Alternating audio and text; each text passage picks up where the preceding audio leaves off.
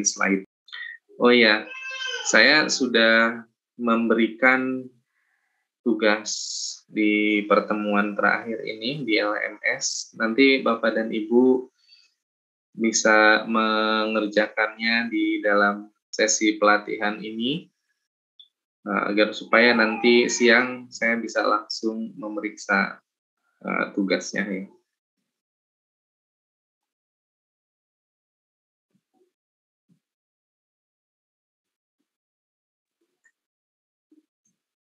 Baik, jadi untuk indikator hasil belajarnya yang pertama, peserta mampu mengidentifikasi koneksi internet. Oh iya, Permisi. ini ya, belum di-record ya. Ya, terima kasih. Recording in progress. Baik, jadi indikator hasil belajar untuk pertemuan kita kali ini yang pertama mengidentifikasi koneksi internet telah tersambung gitu ya. Kemudian mengidentifikasi aplikasi berbasis internet itu apa saja, menjalankan aplikasi berbasis internet, dalam hal ini kita mengambil contoh Google, lalu membuat dan mengirim surat elektronik dengan menggunakan Google Mail saja gitu ya. Sebenarnya kita bisa menggunakan surat elektronik klien ya, seperti misalnya Thunderbird. Nanti kita akan melihat sedikit lah ya cara kerjanya. Membuka, membahas, dan meneruskan surat elektronik. Nah, ini saya kira Bapak dan Ibu sudah tidak perlu diajarkan, sudah paham, tinggal membuat semacam laporan langkah-langkahnya bagaimana begitu. Dan yang kena menggunakan media sosial seperti Instagram, Twitter, Facebook. Baik, kita akan mulai bagaimana cara kita mengidentifikasi koneksi internet ya apabila tidak tersambung. Sebentar, saya share screen-nya ubah dulu ke all share screen. Jadi Bapak dan Ibu, kalau Bapak dan Ibu menggunakan komputer Windows ya, maka sambungan koneksi internet itu bisa terlihat dari taskbar ya. Tepatnya bagian ini disebutnya sistry. Jadi kalau menggunakan sambungannya adalah sambungan Wi-Fi ya, maka kita akan mendapatkan icon Wi-Fi seperti tampak pada sistem bar atau pada taskbar ini ya. Jadi kalau ikonnya ini tanda seru, itu artinya tidak terhubung pada internet ya, tapi terhubung ke jaringan. Tidak terhubung ke internet, tetapi dia sudah terhubung ke jaringan. Tapi di jaringannya nggak ada internet itu maksudnya. Nah ini kalau ada tanda serunya. Nah kalau misalnya ada tanda cross merah, nah ini artinya jaringan tidak terhubung. Artinya laptop ini tidak terhubung ke jaringan. Kalau hilang ya tanda cross atau tanda serunya berarti seperti ini ya, berarti dia sudah terhubung ke jaringan rumah. Nah, cara lain untuk mengeceknya adalah dengan menggunakan sistem operasi DOS yang masih disediakan oleh Microsoft di lingkungan Windows yang namanya Common Prompt. Ya, Common Prompt. Jadi Common Prompt ini adalah sistem operasi awal Microsoft yang namanya disk operating system ya. Masih kita gunakan dan dia merupakan basis bagi sistem operasi Windows. Nah, untuk memeriksa apakah komputer kita terhubung ke internet, ya, kita bisa menuliskan perintah yang namanya ping.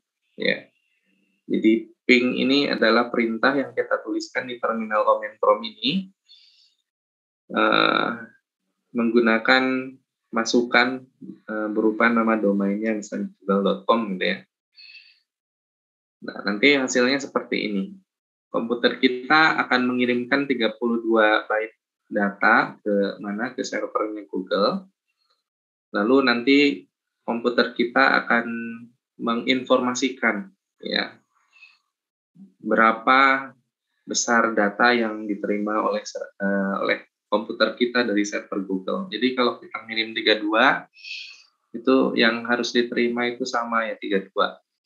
Dan dia mencatat berapa waktu yang dibutuhkan untuk mendapatkan paket data tersebut. Kemudian diinformasikan ada paket loss enggak.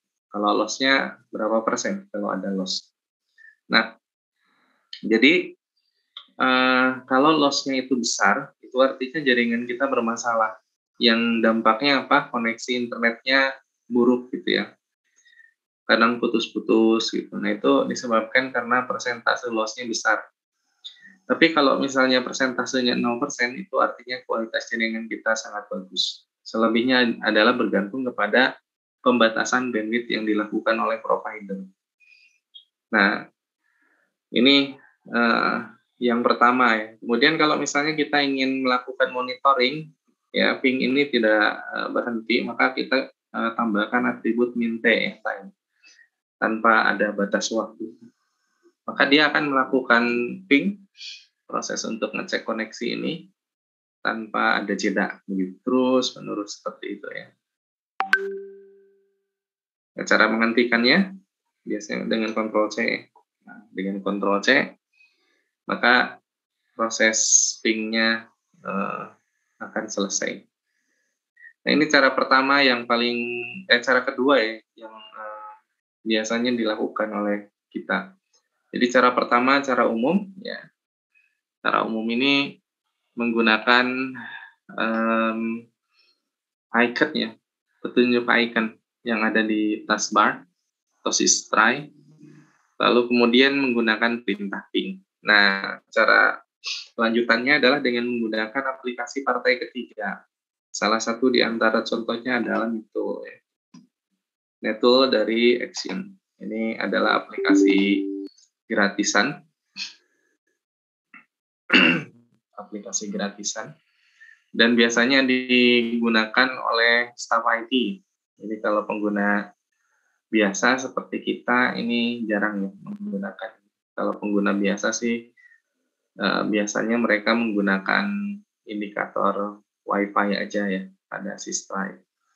Nah, ini fungsinya sama seperti ping tadi, cuma kita mendapatkan informasi yang lebih menarik ya, karena ada visualisasinya. Terus kita juga bisa melihat average untuk koneksinya. Ya, sehingga kita bisa tahu jaringan kita bagus atau enggak. Sementara ini juga kalau saya melakukan webinar seperti ini dari hari pertama sampai sekarang, ini saya selalu sedia komputer di samping itu untuk memantau kualitas jaringan seperti ini. Jadi kalau putus-putus saya udah tahu karena kualitas jaringannya secara statistik itu kurang bagus.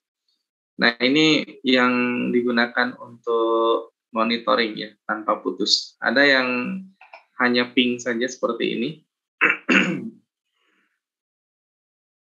Ya, nah ini hanya untuk melakukan ping seperti yang digunakan di terminal, cuma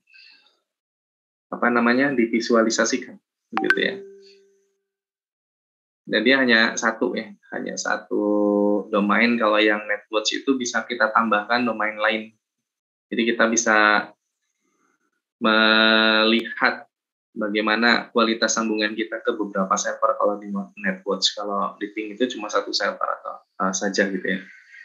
Dan di sini ada statistiknya. Paket size-nya juga bisa kita atur. Default-nya 32. Tuh. Jadi kita bisa turunkan atau bisa tambah di sini. Oke. Kemudian yang tidak kalah menarik adalah threshold. Nah, kita langsung aja di sinilah di visualnya. Jadi untuk sampai ke server ya, kita melewati beberapa jaringan. Jadi di awal tuh saya sudah sekilas memberi informasi bahwa dari komputer kita sampai ke server yang ada di internet itu kita harus melewati yang pertama adalah jaringan lokal area personal network dulu ya, jaringan personal yang ada di ruangan kecil gitu ya. Kalau kita menggunakan sambungan-sambungan non-Wi-Fi, tapi kalau menggunakan sambungan Wi-Fi berarti kita sudah langsung menggunakan local area network. Contoh yang tidak menggunakan sambungan Wi-Fi itu kayak handphone ya. Handphone kan bisa terhubung ke handphone yang lain dengan Bluetooth gitu ya, atau dengan yang lain lah. Umumnya Bluetooth ya. Nah, Bluetooth itu kan personal network ya. Jadi jaringan dengan frekuensi radio yang sangat pendek sekali. Nah, tapi kalau sudah terhubung dengan Wi-Fi berarti sudah local area network. Dan local area network itu hanya berlaku di area geografis yang sangat terbatas kayak kompleks kantor gitu ya, atau ruang kerja kita. Nah, dari sana itu dihantarkan keluar ya. Di kantor kan biasanya suka ada modem ya. Atau setidaknya kalau zaman sekarang sudah tidak pakai modem, ada namanya router alatnya ya. Ini bahasa teknis saja untuk membantu ilustrasinya. Jadi router ini nanti menghubungkan local area network atau jaringan lokal di rumah atau di kantor kita itu dengan provider. Gitu, ini titik aksesnya. Nah, jaringan provider itu diawali dengan jaringan kota, metro area network. Kita melihat banyak BTS kan di luar ya, menara-menara BTS yang dimiliki oleh provider seluler, mulai dari Telkomsel dan lain sebagainya. Itu namanya metro area network, jaringan area kota, begitu. Nah, dari sana nanti akan sampai ke providernya dan langsung dihantarkan ke internet. Nah, jadi tahapannya sangat panjang untuk sampai ke server. Contoh yang misalnya untuk sampai ke Google, penelusurannya seperti ini. Jadi dia bisa dipetakan demikian. Nah, dipetakan demikian. Kelihatannya komputer saya menggunakan VPN nih, ke Amerika, jadi dia langsung ke sana saja ya. Coba ya kalau kita cek yang lain.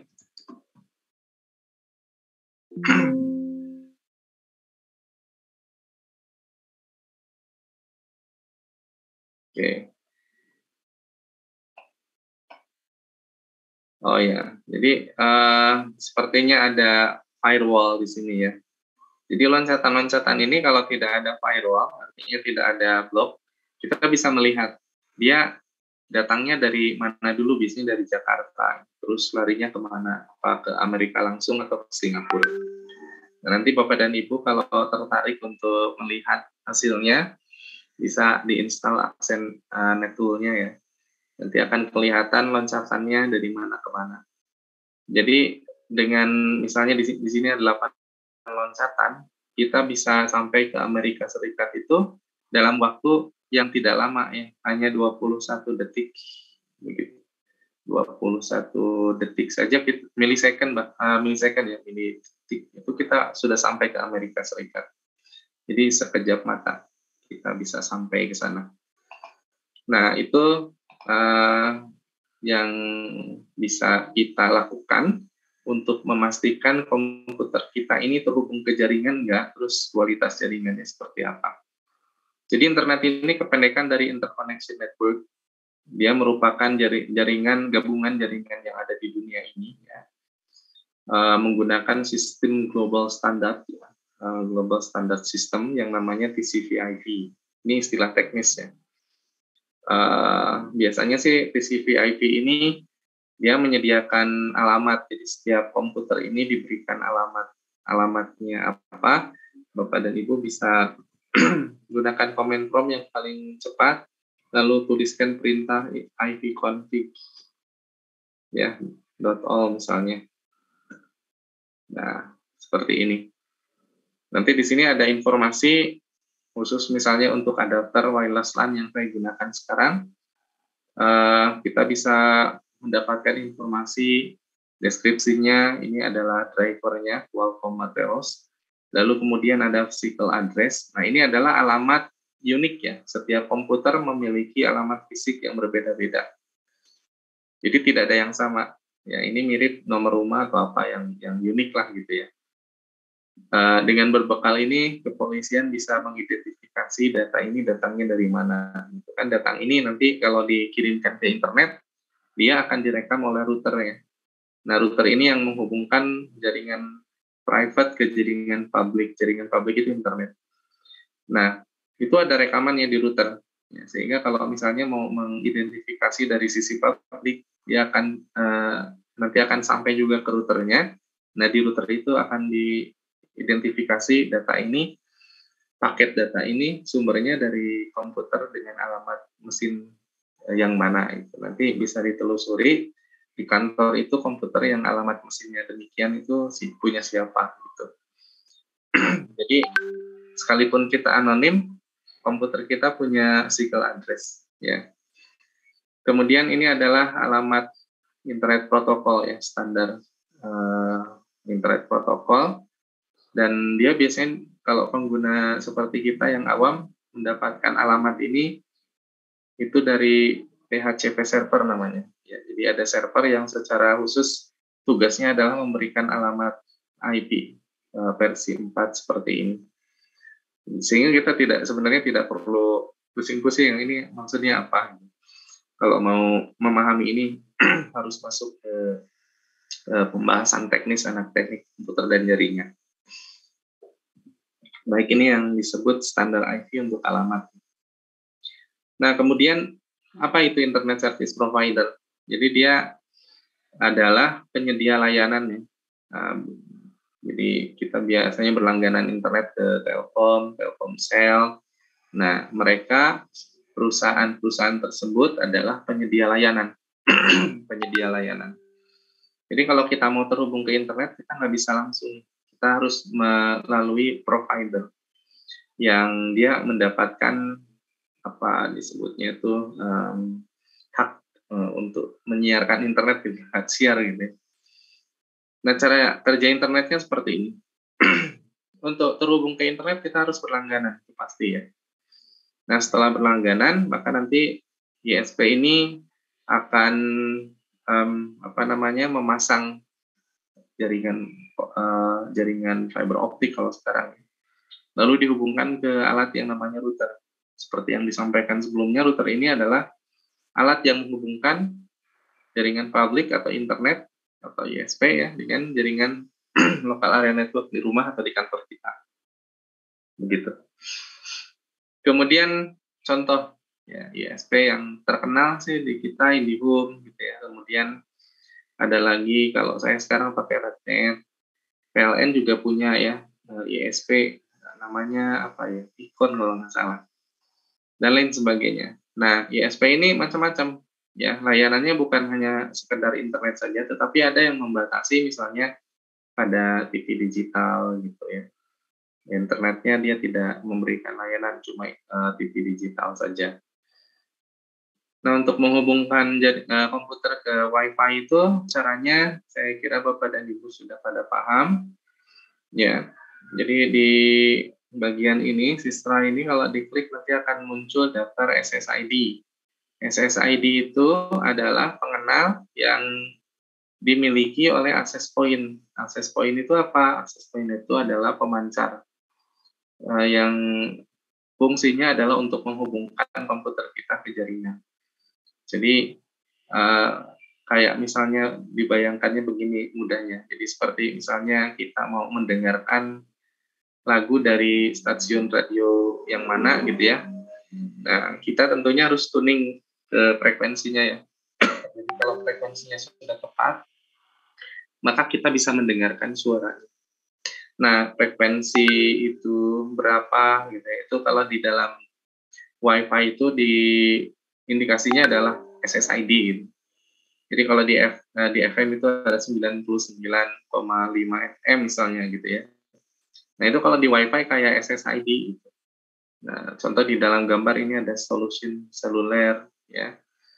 Itu adalah frekuensi kayak di radio gitu. Jadi kalau di Wi-Fi ini dia adalah pengenal dari pemancarnya access point ya. Nah, kalau sudah connected artinya sudah terhubung ke internet ya atau ke jaringan access point-nya begitu. Nah, kemudian Wi-Fi ini sangat sensitif terhadap hambatan. Jadi dinding-dinding yang membatasi kita itu dengan access point membuat kita akan mendapatkan koneksi yang kurang bagus begitu. Makanya kita harus pastikan ya untuk berada dekat dengan akses point. Kalaupun tidak dekat, ya tidak ada hambatan yang sangat besar ya antara komputer kita dengan akses point. Nah, ini kalau di dalam slide ini adalah indikator untuk jaringan local area network dengan menggunakan kabel. Jadi kalau jaringan dengan menggunakan kabel, ikonnya seperti ini. Kalau tanda seru seperti ini berarti tidak terhubung ke jaringan internet ya, terhubungnya ke jaringan lokal area. Begitu. Kalau tidak terhubung sama sekali, dia cross. Sebab tidak terhubungnya macam-macam kalau untuk kabel jaringannya. Bisa karena misalnya providernya lagi ada masalah, atau karena memang di routernya ada masalah gitu. Jadi router kan fungsinya untuk menghubungkan. Jadi kalau di antara dua faktor itu yang bermasalah, kita akan mendapatkan koneksinya seperti ini. Tidak terhubung ke internet. Nah, ini yang tadi saya jelaskan Kominfo cara untuk memeriksanya. Nah, kalau di dalam kontrol panel pada Windows 10, di sini ada status ya untuk jaringan. Nah, network reset ini untuk mengembalikan semua pengaturan. Barangkali kita udah modif-modif gitu ya. Memberikan alamat internet secara manual, tidak oleh DHCP. Kemudian jadi masalah, tidak terhubung ke jaringan. Nah, ini kita reset. Nah, kalau Bapak dan Ibu juga menghadapi masalah yang awalnya misalnya selalu terhubung, tiba-tiba tidak, nah ini bisa reset aja gitu. Nanti kalau misalnya direset, tidak ada perbaikan, maka baru langkah berikutnya adalah menghubungi ini ya, teknisi dari providernya. Atau kalau mau susah-susah dicek ke belakang ya, barangkali kabelnya itu bermasalah ya. Jadi ini kalau menggunakan sambungan kabel, ya nanti ada lampu indikator seperti ini kalau kabel ini konektornya tidak bermasalah. Terus kalau misalnya ininya tanda seru ya, tanda seru seperti ini dipastikan menyala gitu. Tapi kalau tidak menyala, itu tandanya tanda cross. Pasti komputernya tidak terhubung gitu. Oke. Nah, nanti di dalam tugas Bapak dan Ibu akan mencoba pengujian kecepatan tapi tidak menggunakan ini, yang menggunakan Google. Begitu. Selanjutnya kita akan mengidentifikasi apa sih aplikasi berbasis internet. Istilah lain yang digunakan oleh orang-orang untuk menyebut aplikasi ini adalah cloud apps gitu ya, atau cloud application. Cloud itu internet ya, dan application itu aplikasi. Jadi aplikasi internet juga. Jadi ada yang menyebutnya internet based application ya, atau web based application atau mobile based application, dan ada juga yang menyebutnya cloud application. Itu berbeda ya. Jadi kalau misalnya aplikasi berbasis web, artinya aplikasi itu dijalankan di lingkungan web atau internet. Begitu. Kalau mobile based application, aplikasinya diinstal di gadget smartphone kita. Nah, kalau cloud application itu maknanya seperti web based application, aplikasi yang berjalan di internet. Nah, ada banyak sekali ya aplikasi di internet yang bisa kita temukan. Itu adalah dunia kedua kita, dunia tidak kasat mata yang hanya bisa dilihat dengan layar monitor. Nah, aplikasi berbasis internet adalah sebuah program aplikasi yang dapat dijalankan di internet dengan menggunakan mobile application atau web application, gitu ya. Jadi maksudnya, contoh ya, aplikasi berbasis web Google, searching engine misalnya. Itu bisa kita gunakan aplikasinya itu dengan menggunakan browser kan ya, pada aplikasi apapun desktop dan pada platform apapun desktop, mobile gitu ya. Nah, tapi di sini maksud dari mobile application yang ada kaitannya dengan aplikasi internet adalah aplikasi yang diinstal pada smartphone, tetapi informasi pada aplikasi tersebut tidak update kalau tidak kita terhubung ke internet gitu. Banyak lah ya, contoh misalnya aplikasi jual beli online gitu. itu kita tidak bisa melakukan transaksi kalau tidak ada sambungan ke internet. Atau kita tidak bisa mendapatkan informasi barang baru kalau kita tidak terhubung ke internet. Demikian pula dengan Facebook gitu ya. Nah, kalau web application ini adalah aplikasi yang harus kita gunakan browser untuk membukanya. Ya, contoh misalnya kita mau membuka aplikasi apa yang hanya tersedia di web application. Ada banyak lah ya, cuma mengidentifikasinya tidak mudah juga ya, karena kita kebiasaan menggunakan mobile application. Tapi ada banyak sekali di luar sana aplikasi berbasis web.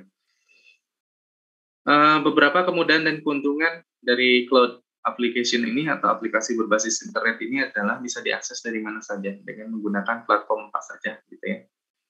Jadi dia tidak bergantung kepada platform. Kalau kita menggunakan Linux ataupun Windows, kita tetap bisa menjalankan aplikasi ini karena aplikasi ini letaknya di luar, di internet, bukan pada platform kita. Jadi dijalankannya di internet, bukan di sisi kita.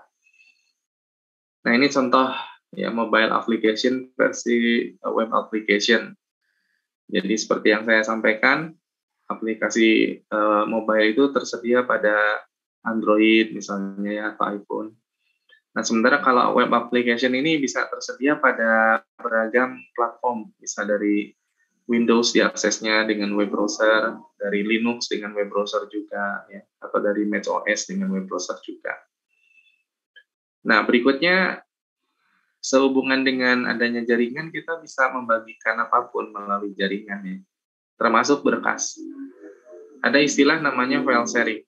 Jadi file sharing ini adalah kegiatan di mana kita mendistribusikan ya dan memberikan akses terhadap berbagai bentuk media digital yang tersimpan.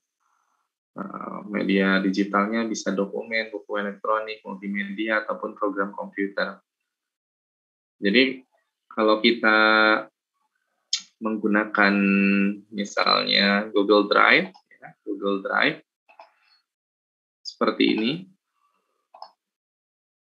Nah, kita kan bisa menyimpan beragam berkas ya di sini, mulai dari berkas file, file data ya, ataupun berkas program gitu ya. Dan di sini kita bisa distribusikan ya kepada siapa gitu ya dengan melakukan pembatasan. Nah, pembatasannya itu bisa berdasarkan ini ya, ketentuan ini.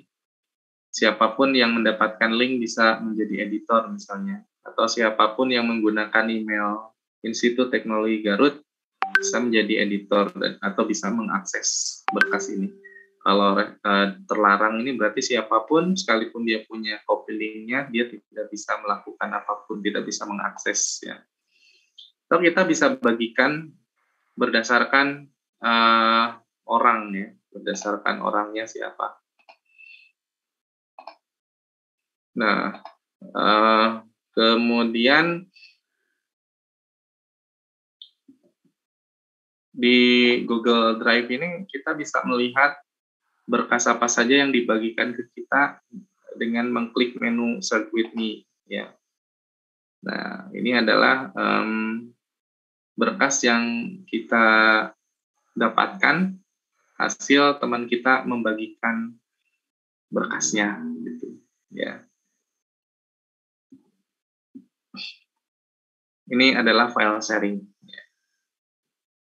Kemudian aplikasi file sharing yang dikenal selain Google Drive itu ada Dropbox, OneDrive. Sebenarnya saya lebih familiar OneDrive karena dia punya Microsoft. Dan secara default terpasang di dalam komputer Windows. Nah, kemudian ada lagi aplikasi email client ya, yang kegunaannya adalah untuk mengorganisasikan email yang kita miliki. Kita mungkin memiliki akun lebih dari satu dan semuanya penting. Seperti misalnya saya ada email pribadi di Gmail ya, di google.com. Kemudian ada email kampus yang sebenarnya juga Google ya, tapi domain itu itg.ac.id. Ada juga email yang berkaitan dengan studi saya di ITB ACID dan lain sebagainya. Nah, semua email itu bisa dikelola dengan aplikasi email klien. Kita mengenal misalnya Microsoft Outlook ini bawaannya Windows ya. Biasanya suka ada Outlook. Nah, seperti ini. Ya, aplikasi Outlook ini adalah aplikasi email klien yang digunakan oleh kita untuk mengelola email yang berbasis Microsoft. Ya. Kemudian kita juga bisa mengelolanya dengan Thunderbird. Ini adalah aplikasi kreatif open source, ya. Mudah-mudahan belum dihapus ya. Kayaknya udah dihapus.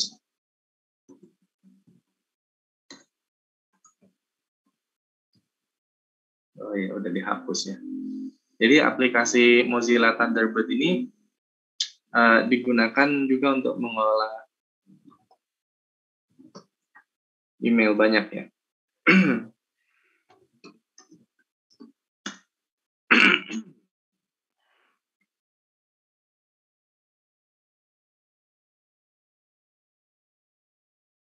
Oke.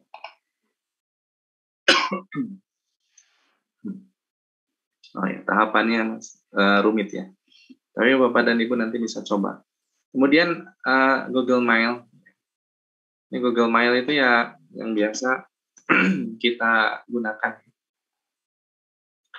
Nah, ini Google Mail. Jadi di dalamnya itu ada banyak fitur yang bisa kita gunakan. Bapak dan Ibu pasti suka menggunakan fitur-fitur misalnya Compose ini untuk mengirim suratnya. Kita mengirimkan ke alamat tertentu, subjeknya apa, ini tentang apa, lalu isi suratnya. Ya, setelah itu baru kita kirim. Gitu. Kita juga bisa mengirim berdasarkan schedule yang dijadwalkan. Kemudian kita bisa melakukan formatting terhadap teks, tapi biasanya kita sih tinggal neko-neko ya. Nah, jadi tulis aja tanpa warna-warni gitu ya. Kita bisa menyisipkan berkas yang dibutuhkan oleh penerima pesan kita atau menyisipkan link. Oke. Nah, ini emoji sih untuk surat non formal kali ya. Atau kita bisa menyisipkan file yang ada di Google Drive gitu ya, dan lain sebagainya. Nah, untuk mengecek berkas ini tinggal diklik saja, ya, tinggal diklik. Lalu kemudian untuk mengecek ada pesan apa saja yang sudah terkirim, ini bisa dilihat di sini. Ini adalah draft ya, email yang belum terkirim. Lalu kemudian kita melihat ada email yang ditandai penting oleh kita, gitu ya. Kemudian ada email yang masuk kategori spam, ini nanti akan masuk ke sini. Atau email yang terhapus nanti masuk ke sini ya. Atau kita bisa membuat kategori khusus untuk email, ya. Jadi create new label, ya. Untuk menandai email tertentu, gitu ya. Nah, itu untuk Google Mail. Kemudian aplikasi medsos, media sosial yang paling populer menurut statistik ya, yang pernah saya baca adalah Metaverse tentunya ya. Di sini ada Facebook, ada Instagram, ada WhatsApp. Ini adalah aplikasi Meta. Bukan Metaverse, aplikasi Meta ya. Nah, kemudian yang kedua baru aplikasinya Google kayak YouTube gitu ya. Kalau yang ini udah punah ya, udah nggak disupport lagi oleh Google. Twitter sekarang sudah kalah ya. Konon Twitter ini dihuni oleh generasi muda ya, tapi sekarang sudah meredup karena kebanyakan generasi muda pindah kalau nggak ke TikTok, ke Instagram gitu ya. Nah, sementara kalau generasi seperti saya yang udah tua ini biasanya pakai Facebook ya, kita pakai Facebook. Dan WhatsApp ini semua orang pakai lah. Kecuali anak muda ada sebagian yang pilih Telegram gitu ya. Ini Blogspot untuk menuliskan artikel ya. Jadi Di Blogspot ini kita bisa menuliskan artikel, contoh misalnya, nah ini blogger.com. Oke, kita bisa menulis kiriman apa, lalu kemudian halaman kalau kita punya, dan kita bisa melihat daftar blog kita ya, yang kita gunakan, terus juga melihat blognya itu seperti apa. Nah, ada view blog ya di sini, view blog. Nah, jadi ini tampilan blognya tergantung kita, di custom, terserah kepada kita. Oke. Nah, kemudian ada aplikasi search engine. Jadi mesin pencari ini adalah aplikasi yang digunakan untuk mencari atau mengidentifikasi informasi yang ada di database punya Google atau Microsoft ya. Microsoft kita kenal mesin pencari namanya Bing ya. Sementara kalau Google itu kita kenal Google Searching Engine gitu. Nah, biasanya kalau kita menggunakan Chrome, kita mencari misalnya Garut gitu ya, otomatis dia akan menggunakan mesin pencari Google ya. Dan kita diberikan informasi oleh mesin pencari ini beragam konten yang lagi populer gitu ya, top stories, kemudian profil Garut jika memang Garut itu punya profil, lalu kemudian pencarian yang paling bagus termasuk juga gambar untuk Garut dan lain sebagainya. Tapi kalau kita menggunakan Microsoft, kita cari Garut, maka dia akan mengarahkannya ke mesin pencari dia yang namanya Microsoft Bing. Begitu. Ini mesin pencari. Oke, nanti di dalam tugas Bapak dan Ibu harus membuat screenshot cara untuk membagikan file, tetapi tidak dengan menggunakan Dropbox, tapi menggunakan Google Drive. Nanti bisa dibaca di LMS-nya. Menjalankan aplikasi berbasis internet Google, kita hanya tinggal panggil google.com atau google.co.id gitu ya. Nah, kemudian di browser kita bisa membesarkan, bisa mengecilkan, ya, contohnya seperti ini. Jadi dengan, nah ini ya, ini untuk membesarkan dan mengecilkan. Nah, tampilan ini akan beda ya dengan yang ini, karena tergantung platformnya menggunakan apa, browsernya. Oke, sampai di sini Bapak dan Ibu membuat dan mengirim surat elektronik dengan email masing-masing ya. Di dalam spesifikasi tugasnya. Maaf. Itu Bapak dan Ibu harus mengirimkan berkas tertentu. Dikirimkannya ke email mana saja yang bisa Bapak Ibu kirimkan berkas itu ya. Tapi screenshot langkah-langkahnya itu nanti disimpan. Membuka, membalas, dan menuliskan surat elektronik, saya yakin Bapak dan Ibu kalau sudah bisa mengirim berarti sudah terbiasa ya untuk membuka dan membalas. Oke, jadi untuk membuka itu begini. Misalnya, ya ini dibuka ya. Dibuka, lalu kemudian kita membalas. Nah, di sini ada tombol untuk membalas. Ya, tombol ini akan muncul kalau ternyata yang ngirimnya banyak ya. Kalau yang ngirimnya banyak. Tapi kalau misalnya satu ya tetap efeknya kan seperti ini. Kalau yang ini digunakan untuk melanjutkan ke email yang lain. Misalnya saya kirimkan ke sini ya. Ya, sudah terkirim dan nanti kita bisa buka di sini.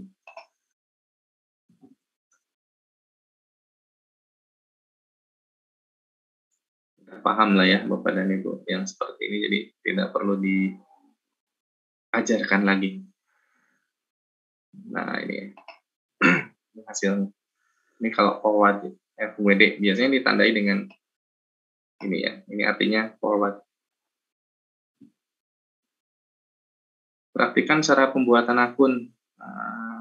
Saya kira karena Bapak dan Ibu sudah punya akun, jadi tidak perlu membuat akun. Di tugas pun demikian nanti yang ada di LMS. Menggunakan salah satu aplikasi electronic mail. Di LMS saya tuliskan instruksi tugasnya dengan menggunakan Gmail. Screenshot tahapannya adalah tahapan untuk mengirimkan pesan yang ada lampirannya kalau tidak salah. Oke, menggunakan media sosial. Instagram, Twitter, Facebook. Wah, ini apalagi ya Bapak dan Ibu tentunya yang aktif ya di media sosial. Saya yakin udah familiar ya. Jadi media sosial adalah sarana yang digunakan oleh orang-orang untuk berinteraksi satu sama lainnya dengan cara menciptakan, berbagi, serta bertukar informasi dan gagasan dalam sebuah jaringan dan komunitas virtual. Jadi informasi gagasan itu apa yang kita tuliskan di dalam postingan medsos ya. Apa yang Anda pikirkan, itu gagasan kan.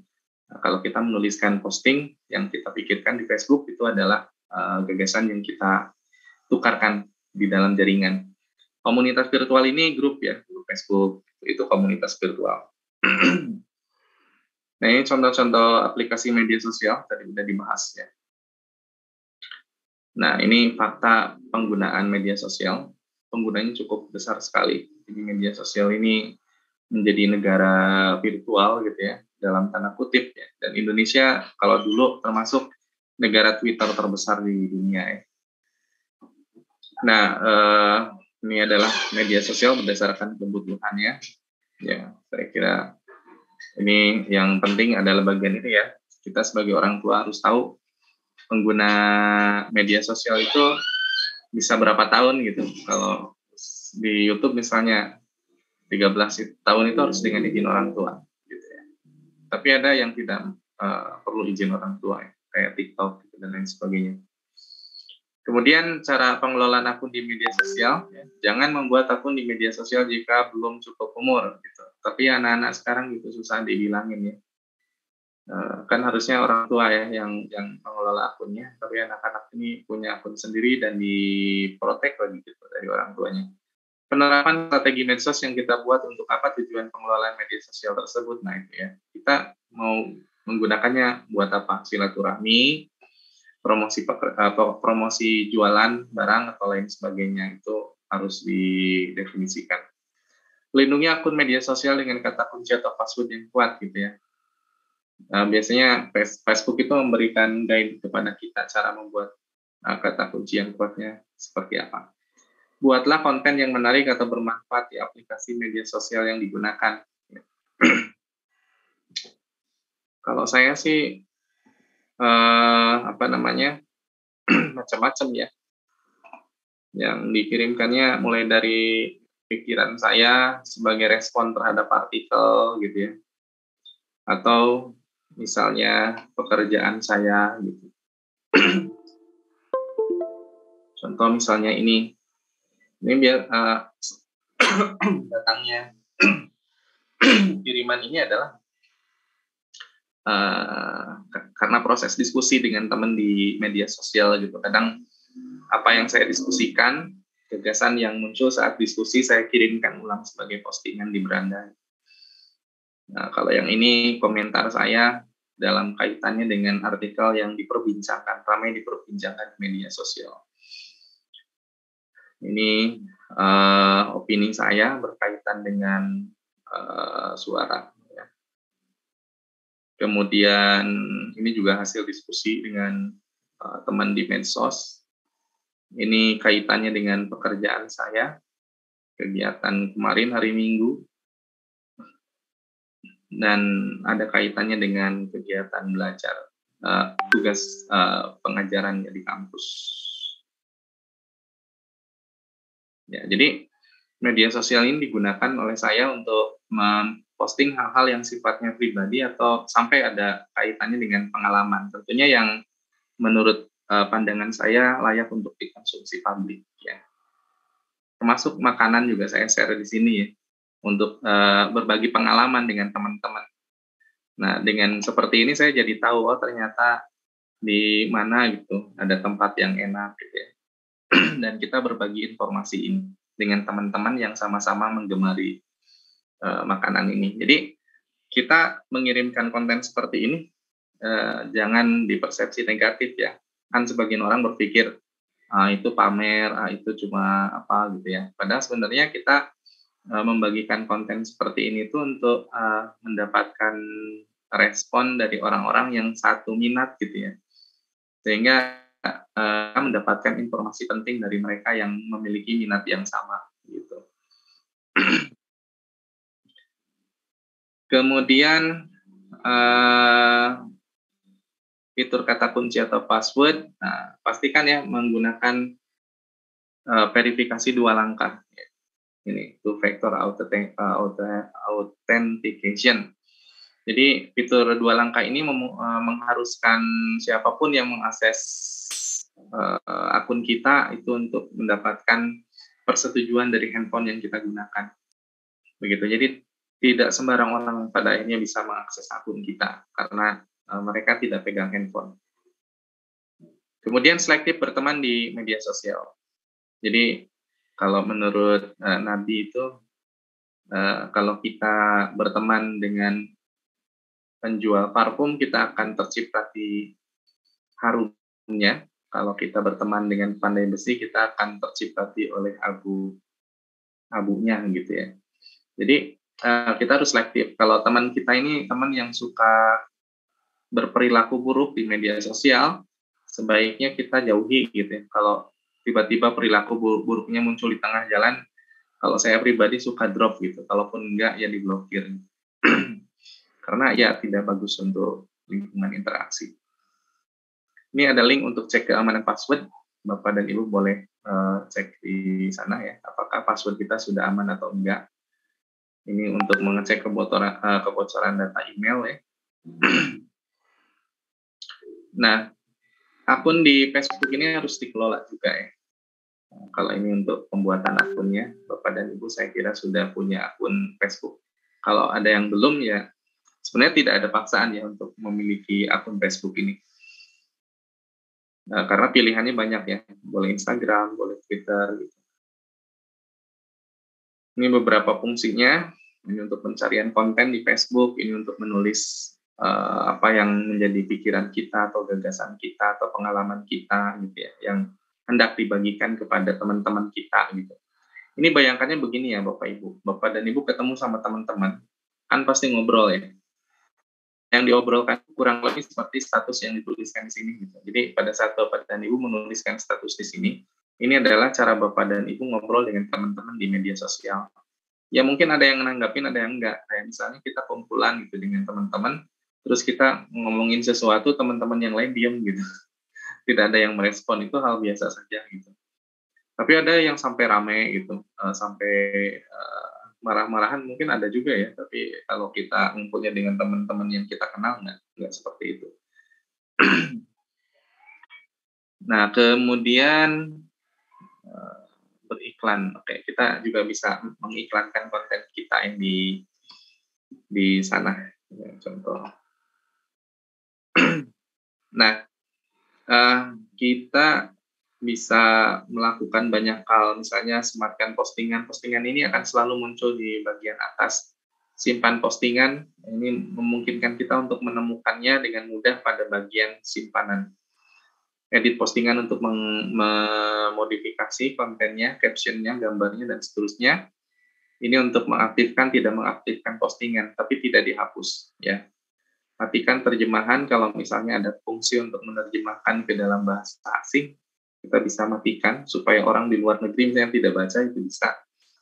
Edit tanggal, ini untuk menghapus dan seterusnya, gitu ya. Terus saat kita mengirim sesuatu seperti ini, ya. Nah di sini ada banyak pilihan nih. Kita ngirimin video, perasaan kita sedang apa, tanya jawab boleh kita buat juga di sini ya. Tandai orang tertentu yang mau kita secara khusus kirimkan pesan ini untuk dia. Terus kita bisa batasi ya. siapa yang melihat konten ini? Apakah orang-orang yang tidak berteman dengan kita bisa melihat konten kita, maka asetnya adalah publik. Kalau hanya teman-teman kita pilih teman. Kalau misalnya kita hanya teman-teman tertentu kecuali teman yang lain, ini biasanya orang yang suka gibah gitu kayak gini.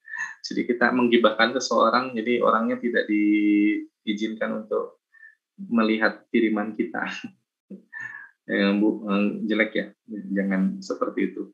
Teman spesifik, jadi ini hanya untuk teman spesifik, misalnya istri kita, ini ada konten yang khusus kita buat untuk istri dan hanya istri kita yang melihat.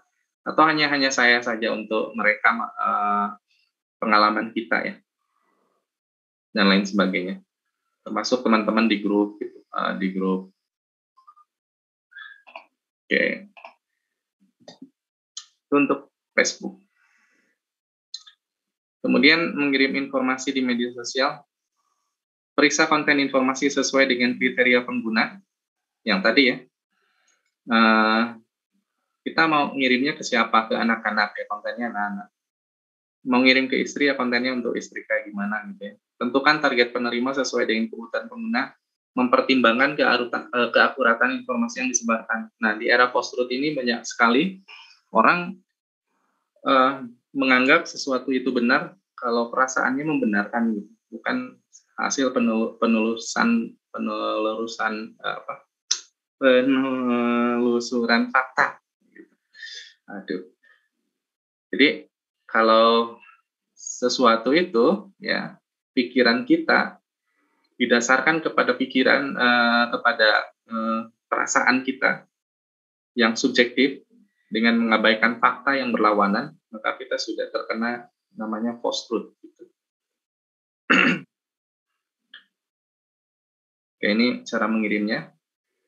Ini yang tadi dijelaskan. Nah, ini komunitas virtual ya, kita bisa masuk ke grup mana saja yang sesuai dengan minat kita, karena komunitas itu adalah sekumpulan orang yang memiliki minat yang sama, gitu ya. Itu komunitas atau grup. Macam-macam yang bisa kita kirim tergantung kita minatnya di mana ya. Bisa makanan, bisa jualan, gitu ya, dan lain sebagainya. Oke. Nah, itu materi kita yang sekarang ya. Jadi, Bapak dan Ibu